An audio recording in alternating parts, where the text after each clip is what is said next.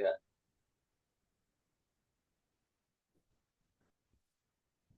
Bismillahirrahmanirrahim. Assalamualaikum warahmatullahi wabarakatuh. Baik, di sini kami dari kelompok 2 eh, akan mempresentasikan eh, dengan judul Prinsip-prinsip dasar kimia meliputi konfigurasi elektron dan ikatan kimia dengan dosen pengampu Bapak Saifuddin Rahmatullah MSI dengan anggota kelompok. Next. Yang pertama ada Ahmad Fauzan, yang kedua ada dia Rahmawati, yang ketiga saya sendiri Via Sofia Kotayud. Nah, materi yang pertama akan dipaparkan oleh dia. Kepadanya saya persilahkan. Bismillahirrahmanirrahim. Baik, terima kasih kepada moderator yang telah mempersilahkan saya. Adapun materi kami yang pertama yang kami bawakan yaitu konfigurasi elektron suatu unsur. Nah, pengertiannya itu sendiri yaitu menurut Departemen Pendidikan Nasional dalam Kamus Kimia, konfigurasi elektron merupakan pembagian elektron ke dalam orbital. Setiap elektron terdiri atas inti atom yang dikelilingi oleh beberapa kulit atom. Setiap kulit atom ditempati oleh sejumlah elektron. Penempatan elektron pada tiap kulit atom disebut konfigurasi elektron. Nah, setiap kulit atom dapat terisi elektron maksimum 2n pangkat 2, di mana n merupakan letak kulit. Nah, kita contohkan misalnya letak kulit yang pertama, maka n sama dengan 1, kita masukkan ke persamaan, maka 2 dikali 1 pangkat 2. Maka pada kulit pertama itu berisi 2 elektron. Contoh yang kedua yaitu jika terletak kulit kedua, maka kita masukkan ke rumus tadi 2 dikali 2 pangkat 2. Maka pada kulit kedua berisi 8 elektron. Begitu pula seterusnya. Kemudian konfigurasi elektron digunakan untuk menentukan letak suatu unsur dalam tabel periodik. Jumlah elektron valensi menunjukkan nomor golongan suatu unsur, sedangkan jumlah kulit menunjukkan periodenya.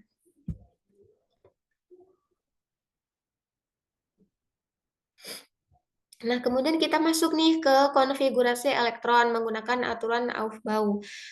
Menurut aturan ini, elektron dalam atom harus memiliki energi terendah. Artinya, elektron harus terlebih dahulu menghuni orbital dengan energi terendahnya. Nah, kita dapat lihat pada gambar di samping, energi terendahnya itu kita mulai yang dari atas, yang 1s2, kemudian menuju 2s2, 2p6, 3s2, sampai menuju ke yang menduduki elektron tertinggi, yaitu pada 8s2. Sehingga dengan mengacu pada aturan ini, maka urutan kenaikan tingkat energi elektron-elektron dapat dalam orbital adalah sebagai berikut. Kita urutkannya dari yang paling atas, 1s, 2s, 2p, 3s, 3p, 4s, 3d, 4p, 5s, 4d, 5p, 6s, dan sampai ke 4f, dan seterusnya.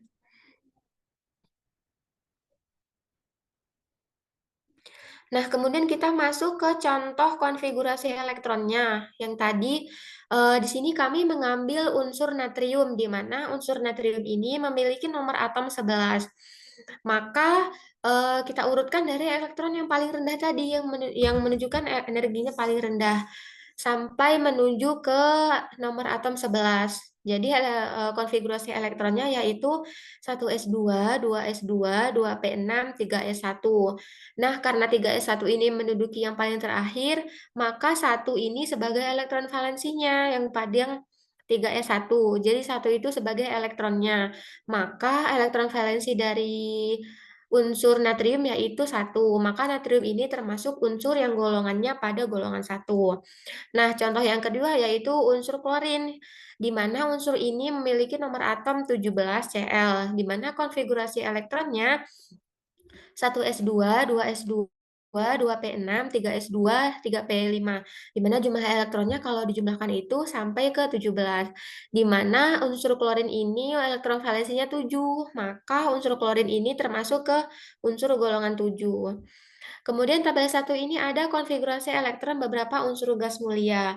Nah, gas mulia ini unsur yang menempati pada golongan 8, di mana gas mulia ini ini merupakan unsur yang paling netral di antara unsur-unsur golongan lainnya, di mana unsur gas mulia ini ada helium, neon, argon, kripton, xenon, dan radon. Di sini juga sudah ada keterangan konfigurasi elektronnya. Next. Kemudian submateri yang kedua yang kami bawakan yaitu ada konfigurasi elektron suatu ion. Nah, di sini sedikit berbeda dengan konfigurasi elektron suatu unsur, di mana ion merupakan suatu unsur yang bermuatan, baik muatan positif maupun negatif. Di dalam tabel periodik unsur, unsur yang melepas elektron akan membentuk ion positif atau disebut kation. Sedangkan unsur yang menerima elektron akan membentuk ion negatif yang disebut dengan anion. Kemudian sekarang kita ngambil contohnya nih yang ion positif atau disebut kation, di mana ion positif ini dia melepaskan suatu elektron. Maka biasanya ion positif ini terjadi pada unsur logam pada golongan 1A, 2A, 3A, dan golongan B atau transisi. Kita ambil yang contoh pertama yaitu pada golongan A. Nah, pada golongan A dan golongan B ini, konfigurasi elektron ionnya sedikit berbeda, di mana golongan A yaitu dengan cara mengurangkan elektron yang dilepaskan. Misalkan kita ngambil 11 Na, Na itu natrium, maka kita konfigurasikan dulu elektronnya, 1s2, 2s2, 2p6, 3s1, di mana apabila dijumlahkan yaitu menempati 11 elektron. Kemudian 3s1 ini kan elektron yang dilepas. Berarti artinya dilepas itu dia lepas dari unsur Na itu sendiri. Maka konfigurasi elektronnya 3s1-nya ini dihilangkan, maka menjadi 11 Na pangkat positif. Arti positif ini itu sudah melepaskan elektron, maka menjadi 1s2, 2s2, 2p6. Begitu pula yang 12 Mg, di mana kita tuliskan dulu konfigurasi elektronnya 1s2, 2s2, 2p6, 3s2 yang menempati 12 elektron. Nah, 12 Mg ini melepaskan elektron sebanyak 2 karena elektron valensinya kan 2 yang 3s2. Maka konfigurasi elektronnya itu menjadi 1s2, 12 Mg plus 2 positif, maka menjadi 1s2, 2s2, 2p5. Kemudian kita masuk ke golongan B. Kalau golongan A tadi dengan cara menggunakan elektron dilepas, nah pada golongan B itu melepaskan elektron yang berada pada nilai N tertinggi atau terbesar. Kita contoh yang pertama yaitu ada 21 SC, di mana konfigurasi elektronnya kita tuliskan dulu 1s2, 2s2, 2p6, 3s2, 3p6, 4s2, 3p1. Nah, dari konfigurasi elektron ini N terbesarnya itu terletak pada 4 karena terletak pada kulit keempat, 4s2. Maka 4s2 ini sebagai elektron yang dilepaskan atau jadi ke bawahnya itu jadi dihapus. Maka menjadi konfigurasi elektron ionnya 21 SC pangkat 2 plus sama dengan 1s2, 2s2, 2p6, 3s2, 3p6, dan 3p1. Next.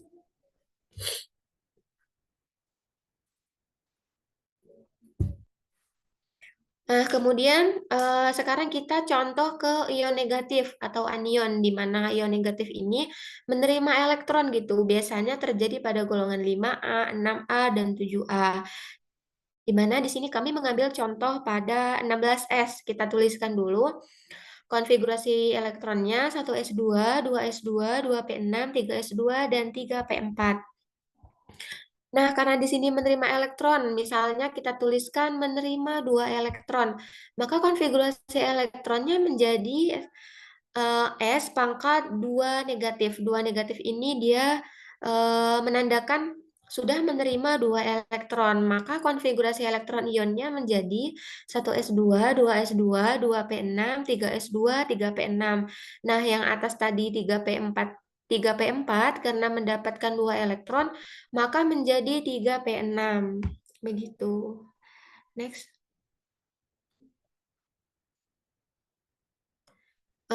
Nah, kalau tadi sudah kita membahas konfigurasi elektron ionnya, sekarang kita akan membahas bagaimana ikatan-ikatan ion yang terjadi.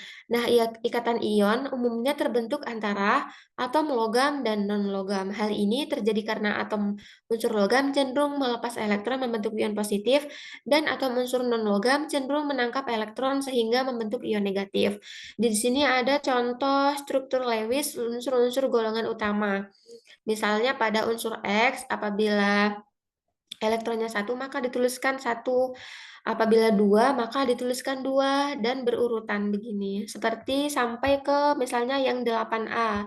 Di sini kita mengisi elektronnya itu 2, 2, 2 di setiap sisinya.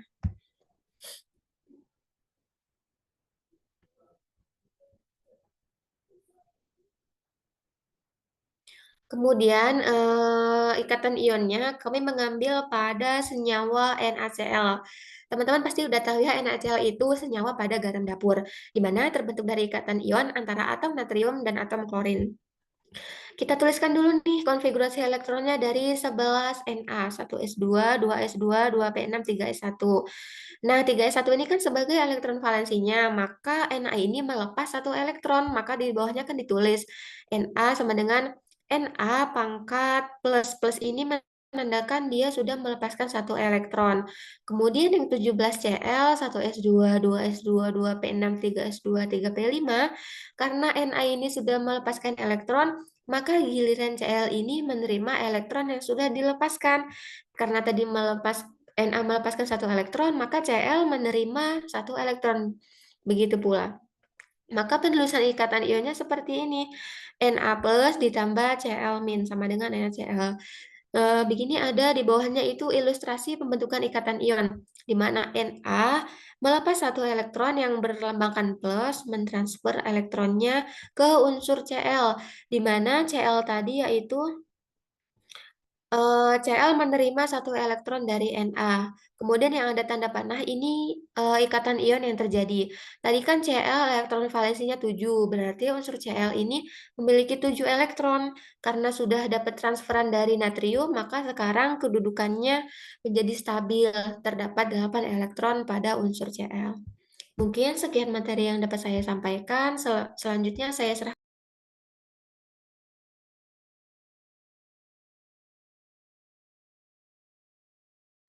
Baik, terima kasih kepada dia yang telah mempresentasikan materinya. Selanjutnya, materi yang kedua akan dipaparkan oleh Ahmad Paujan. Kepadanya saya persilahkan.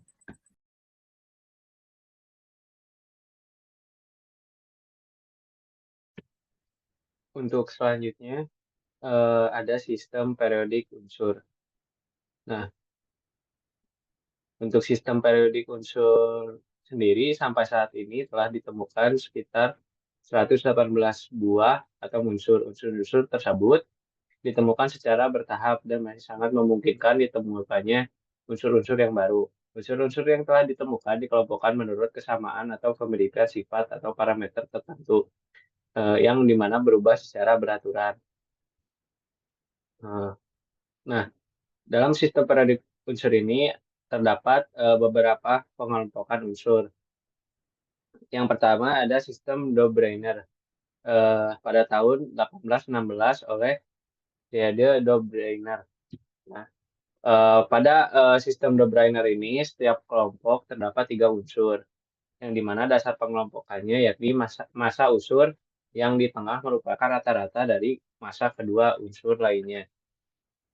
Uh, jadi misal ini Li dan K 6, 6 dibulatkannya 6,9 dibulatkan jadi 7 ditambah 39 dibagi 2. Jadi 23 dan lain sebagainya.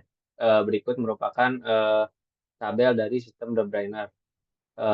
Nah, ini juga tidak tidak tepat gitu, kurang tepat pada beberapa sus dan dirubah di penemuan-penemuan berikutnya.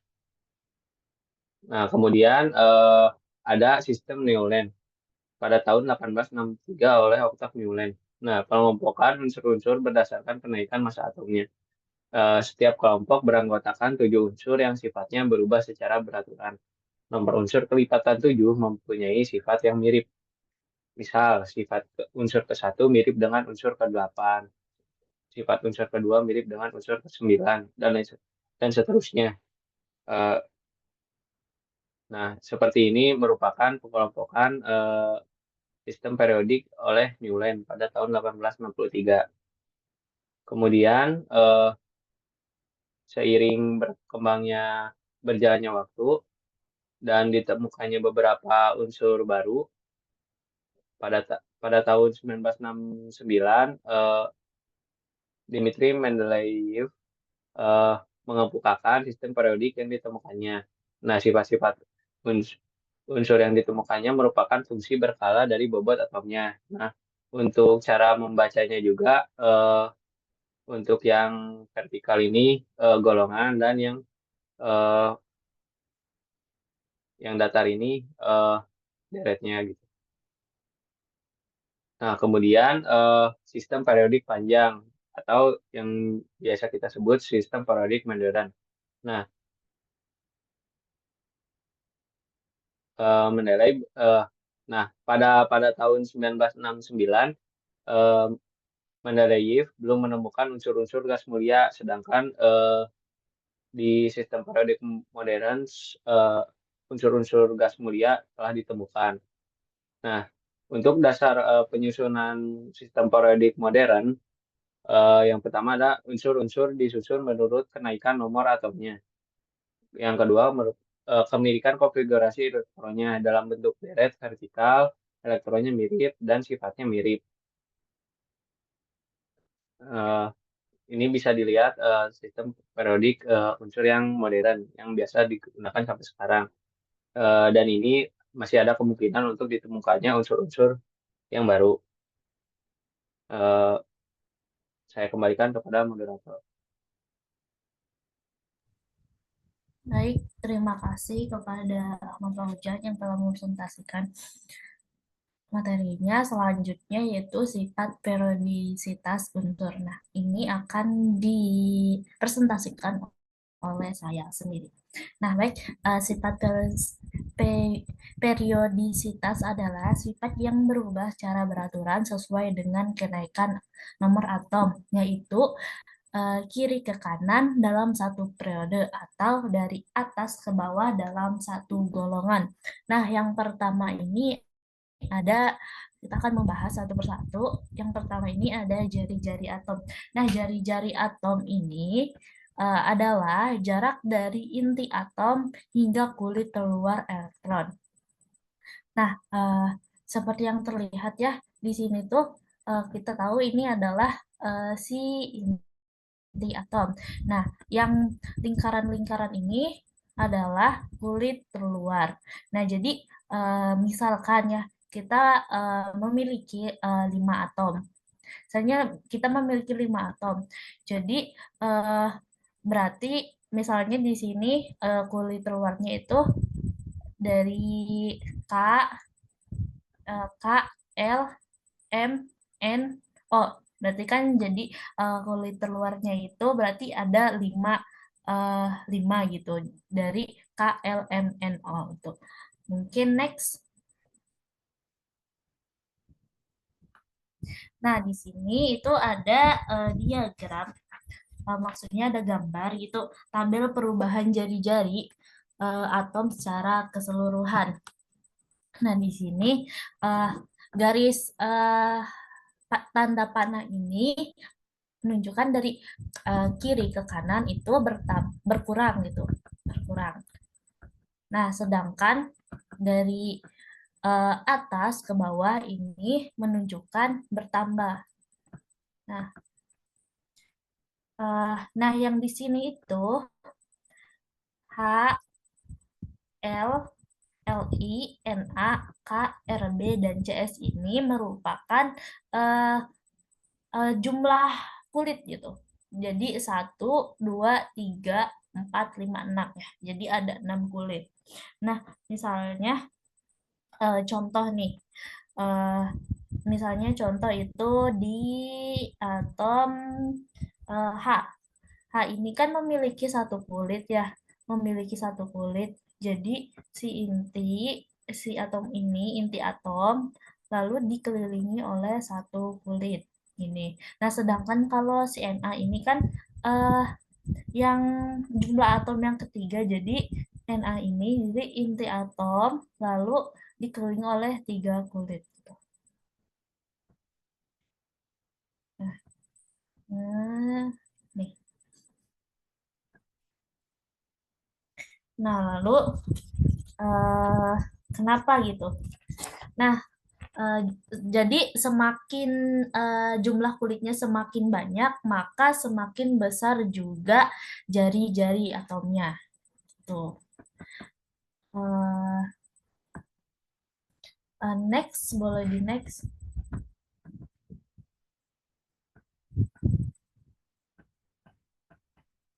Nah, yang kedua itu ada jari-jari ion.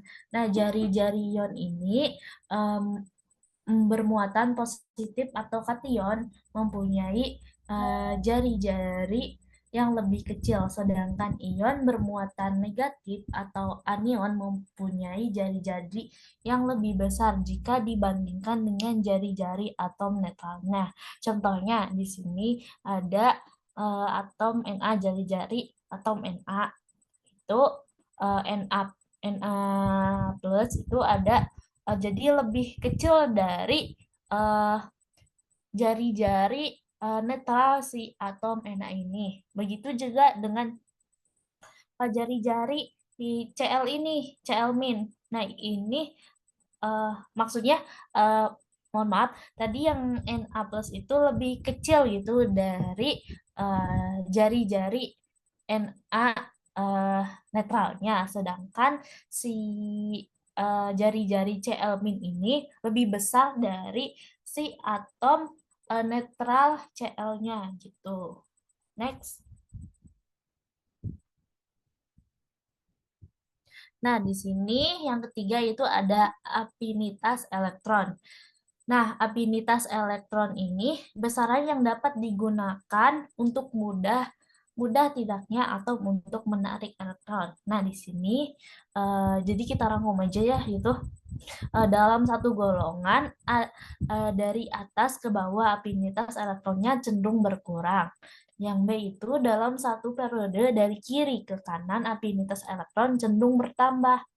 Nah, yang C itu kecuali unsur alkali, tanah, dan gas mulia. Semua golongan utama mempunyai afinitas elektron bertanda negatif. Nah, afinitas elektron terbesar dimiliki oleh golongan homogen. Next. Nah, jadi afinitas ini kebalikan dari ionisasi. Nanti mungkin kita akan membahasnya ya. Jadi di dalam afinitas ini kita itu lebih mengenal tanda min dan plus gitu. Nah, min ini apa sih artinya? Nah, min ini artinya itu melepaskan. Nah, jika ada tanda plus ini berarti si atom ini membutuhkan. Nah, contohnya di sini ada di golongan 1A. Misalnya Li. Nah, Li min 60. Apa sih artinya? Nah, maksudnya ini untuk si atom Li ini untuk menangkap satu elektron membentuk ion negatif, maka Li ini melepaskan 6 energi sebesar 60. Nah, gitu. Kalau yang min gitu. Nah, misalkan kita yang plus BE. Nah, BE ini plus di sininya nggak ada tanda plusnya ya. Jadi di sini tuh BE itu yang golongan 2A, yang baris kedua itu BE itu 240. Nah, apa sih artinya? Artinya ini atom BE untuk menangkap satu elektron membentuk ion negatif itu membutuhkan energi sebesar 240. Nah, ingat ya, jadi di afinitas ini kita hanya mengenal tanda min dan plus. Nah, kalau min itu berarti melepaskan dan plus itu artinya menangkap. Nah, semua harga afinitas elektron ini bertanda negatif. Nah, kecuali golongan 2A dan golongan 8A. Nah, kelihatannya di tabel juga gitu bahwa golongan 2A dan 8A itu bertanda plus gitu dibandingkan dengan dari 1 3 4 5 6 7 itu lebih banyak minnya gitu, minus. Nah, di sini juga yang paling terbesarnya itu yang golongan 7 gitu. 328. Jadi tanda min ini tidak mempengaruhi gitu. Eh, berapa banyak, maksudnya min ini tidak mempengaruhi. Jadi hanya angkanya saja yang paling terbesar. Nah, mungkin itu sih. Eh, boleh di next.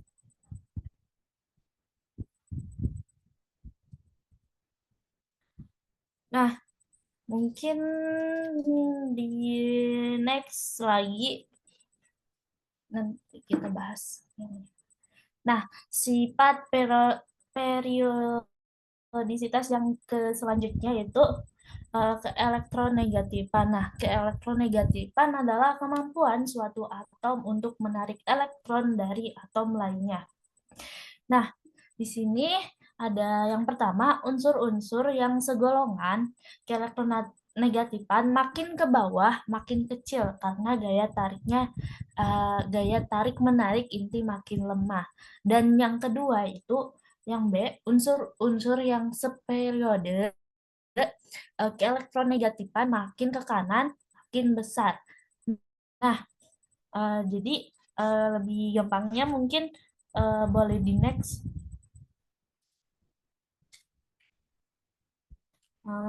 Uh, boleh sebelumnya yang tadi yang sebelumnya.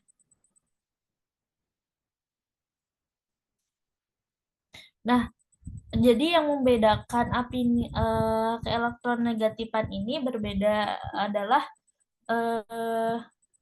bukan berbeda ya, dari semuanya itu sama trennya itu mungkin jadi di sini ada gambar tabel. Jadi kan yang tanda ini yang di atas yang merah ini energi naik yaitu dari kiri ke kanan itu artinya tandanya plus kayak awal gitu.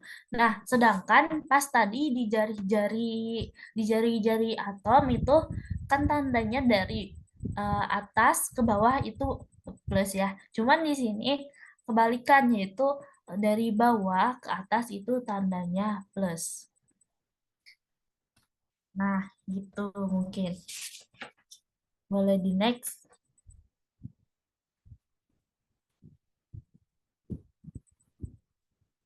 Nah, yang ini. Yang tadi sebelumnya. Nah, yang ini itu keelektronegatifan golongan 7A. Nah, golongan 7A itu yang F ya. F, Cl, Br, L, AT, dan AT gitu. Ini unsur yang memiliki keelektronegatifan paling besar adalah si unsur fluorin yang F itu. Mungkin boleh di next. Nah, di sini ada sifat-sifat non-logam. Nah, sifat-sifat logam dalam sistem periodik makin ke bawah makin bertambah dan makin ke kanan makin berkurang.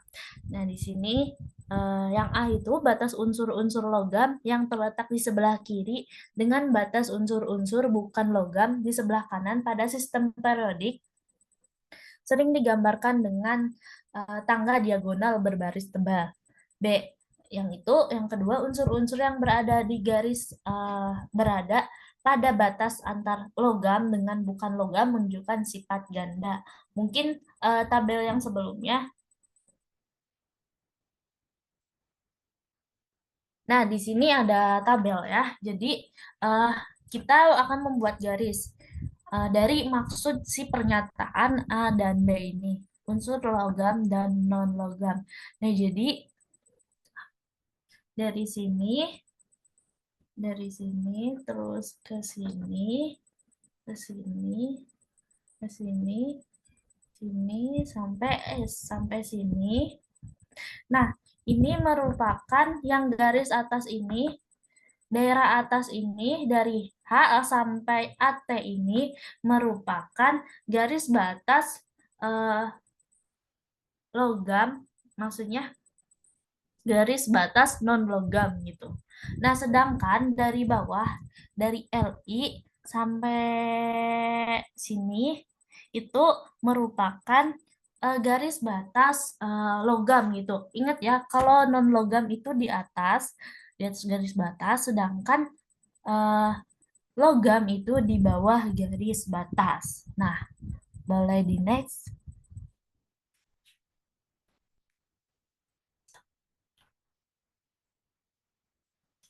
Next.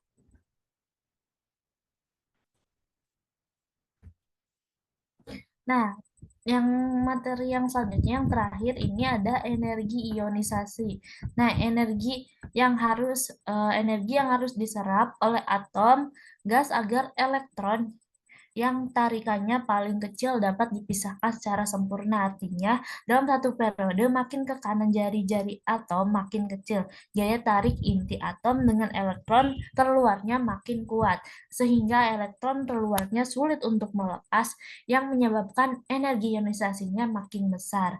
Nah, yang B ini dalam satu golongan dari atas ke bawah, jari-jari atom makin besar, jarak inti atom dengan elektron terluarnya makin jauh, sehingga gaya tarik-menariknya lebih lemah menyebabkan elektron terluarnya mudah lepas sehingga energi ionisasinya makin kecil.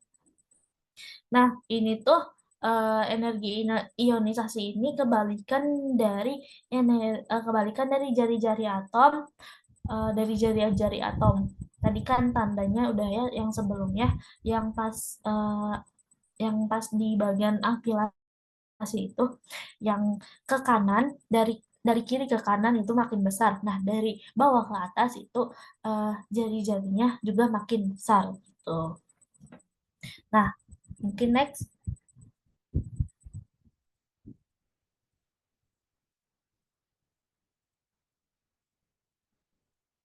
Nah, mungkin itu pemaparan dari saya.